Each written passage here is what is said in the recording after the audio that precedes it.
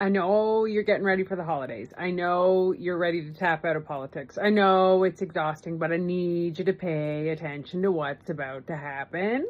Tuesday, December 9th, there will be an opposition day vote in the House of Commons. This is when the Conservatives put forward a motion and then the House votes on it.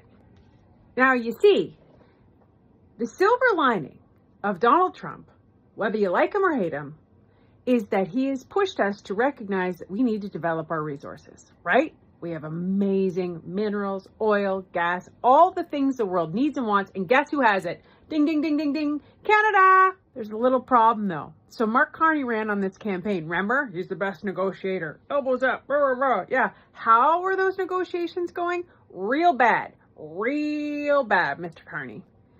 So he's figured out that everybody's like, Mr. Carney, we need to develop our resources. There's a premier in Alberta named Danielle Smith.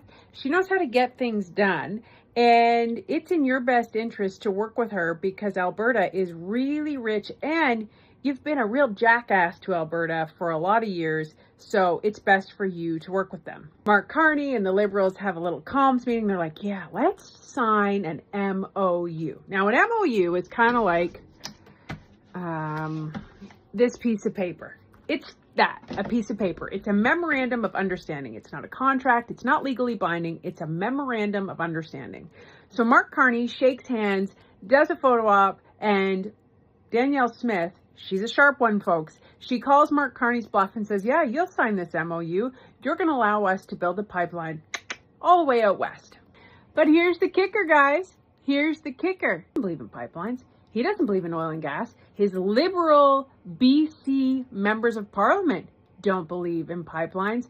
His environment minister, former environment minister who was arrested, doesn't believe in pipelines so much that he resigned from cabinet. Remember when the media made a huge deal because Conservative MP Chris D'Entremont crossed the floor? Stephen Guilbeault, a minister, resigned over this MOU. Have you heard anything in the media about that? Crickets, crickets. Yeah, it's no big deal. Nothing to see here. Okay, so stay with me. So the opposition day motion from the Conservatives takes the Liberal writing right out of their very own MOU and says, do you vote in favor of this? Why would the Conservatives want Mark Carney and the Liberals to vote on their own writing? This is their own memorandum of understanding. Why wouldn't they all just vote in favor of it? Because it's going to expose the hypocrites that they are, that they lied to win, they don't believe in pipelines, they do not want to develop our oil and gas and our resources. No. They want to make you poor and dependent. That is their end goal. They want you to drive electric cars, whether you want to or not. They don't want to give you a choice. They're going to tell you what to do, how to do it, when to do it, because that is the Liberal way. So mark my words, friends, watch tomorrow how that Liberal caucus votes.